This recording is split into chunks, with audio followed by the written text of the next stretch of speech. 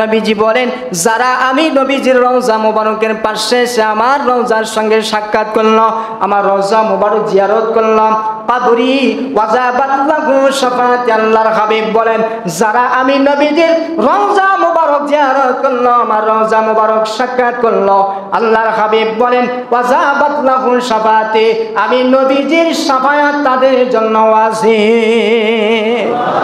সুবহানাল্লাহ, জোরে বলেন। আজকের ওয়াহাবি, খারেজি, তবলিগি, নামুজাবি, চরমোনাই, বাতিল, ৭২ এরা বলে নবীজির রওজাকে জিয়ারত করা যাবে না, বলে কি বলে না? আমি তাদেরকে ওপেন চ্যালেঞ্জ করতেছি, ও দারবাটারি কানামুনশি, তুমি কি হাদিসগুলো পড়ো না? আমার নবীজি নিজে বলছে মানজার আল কবরি ওয়াজাবাত লাহু শাফাআতি রাওয়াহু দারিকুতনি। তুমি কি দারিকুতনি কিতাবের হাদিসটা দেখো না? আল্লাহ রাসূল নিজেই বলতেছে মানজার আল কবরি, যারা আমার রওজা জিয়ারত করলো, আমার রওজার পাশে আসলো, আল্লাহর হাবিব বলেন ওয়াজাবাত লাহু শাফাআতি, তাদের জন্য আমি নবীজির শাফায়াত ওয়াজিব হয়ে গেল। ও মুসলমান ভাইরা, আমাদের হাবিব, আমাদের পয়গম্বর, আমাদের নবী দুনিয়ায় তো এখন নাই, আছে নাকি? আছে? একটু মনোযোগ দিয়ে শোনেন। রওজার পাশে গিয়ে রওজা জিয়ারত করে আল্লাহ রাসূল বলেন তারা আমার ওয়াফাতের পরে শুধু আমার কবর, আমার রওজা মুবারকের সঙ্গে সাক্ষাৎ করলো না, আমার রওজা জিয়ারত করলো না, রাসূল বলতেছেন আমার ওয়াফাতের পরেও আমার রওজা জিয়ারত করার কারণে ওয়ামান হায়াতি, তারা যেন আমি নবীজির জিন্দা অবস্থায় তারা আমার সঙ্গে সাক্ষাৎ করলো। সুবহানাল্লাহ। তিরমিজি শরীফের মধ্যে আল্লাহ রাসূল বলেছে যারা আমি নবীজির রওজা মুবারকের সঙ্গে সাক্ষাৎ করলো, তারা যেন আমি নবীর সঙ্গে সাক্ষাৎ করলো, আর আমি নবীর সঙ্গে যারা সাক্ষাৎ করলো তাদের জন্য জাহান্নাম হারাম হারাম হারাম। সুবহানাল্লাহ। সম্মানিত হাজিরিন, আজকে খুতবাতুল কালামের আলোচ্য বিষয় নবী মুহাম্মদ রাসূলুল্লাহ সাল্লাল্লাহু আলাইহি ওয়াসাল্লামের রওজা মুবারক জিয়ারত করা। জোরে বলেন সুবহানাল্লাহ। কেউ বলে কবর জিয়ারত করা বেদাত, কেউ বলে রাসূলের রওজা জিয়ারত করা বেদাত, কেউ বলে এটা করা হারাম, ওটা করা হারাম, এরকম বলে কি বলে না? আসলে নবী করিম সাল্লাল্লাহু আলাইহি ওয়াসাল্লামের রওজা মুবারককে যদি কেউ কবর বলে তার ঈমান নষ্ট হয়ে যাবে। সুবহানাল্লাহ। রাসূলের রওজা মুবারককে রওজাই বলতে হবে, রাসূলের রওজাকে কবর বলা যাবে, আমার কবরকে কবরই বলতে হবে, আমার কবরকে রওজা বলা যাবে না, গুনাহ হবে। সাহাবা আজমাইনদের যে কবর, এটাকে কবর বললেও গুনাহ হবে, এটাকেও রওজা শরীফ বলতে হবে, কেননা তারা আল্লাহর মনোনীত বান্দা। সুবহানাল্লাহ। তারা কার মনোনীত বান্দা?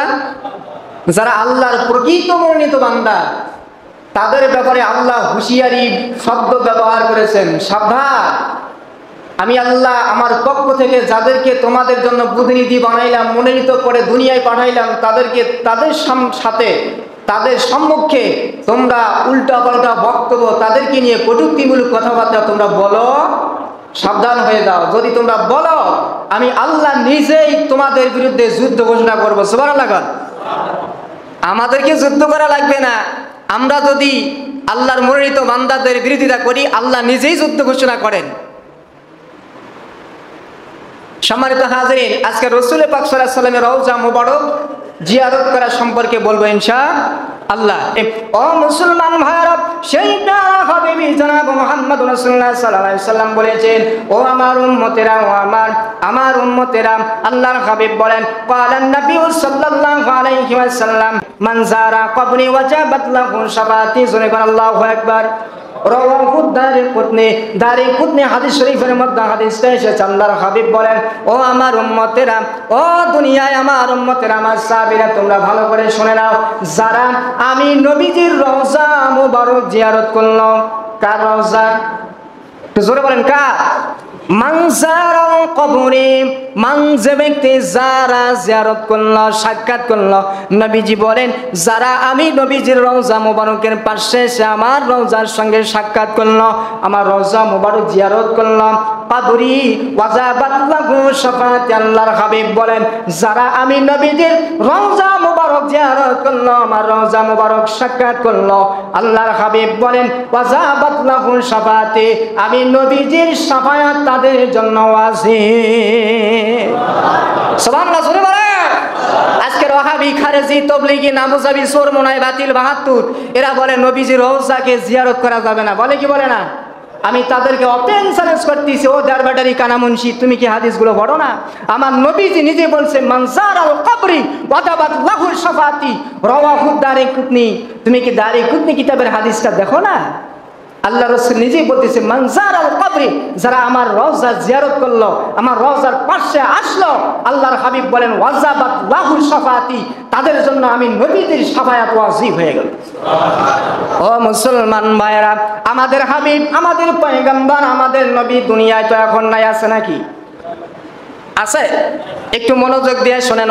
রওজার পাশে গিয়ে রওজা জিয়ারত করে আল্লাহ রাসূল বলেন তারা আমার ওয়াফাতের পরে শুধু আমার কবর, আমার রওজা মুবারকের সঙ্গে সাক্ষাৎ করলো না, আমার রওজা জিয়ারত করলো না, রাসূল বলতেছেন আমার ওয়াফাতের পরেও আমার রওজা জিয়ারত করার কারণে ওয়ামান হায়াতি, তারা যেন আমি নবীজির জিন্দা অবস্থায় তারা আমার সঙ্গে সাক্ষাৎ করলো। সুবহানাল্লাহ।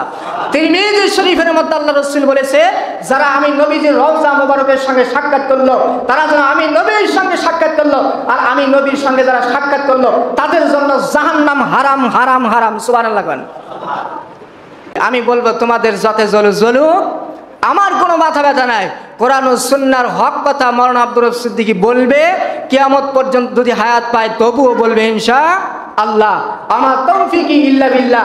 আল্লাহ তাআলা আমাদের সকলকে আজকের বয়ানের প্রতি আমল করার তৌফিক দান করুক। সকলে বলে আমিন।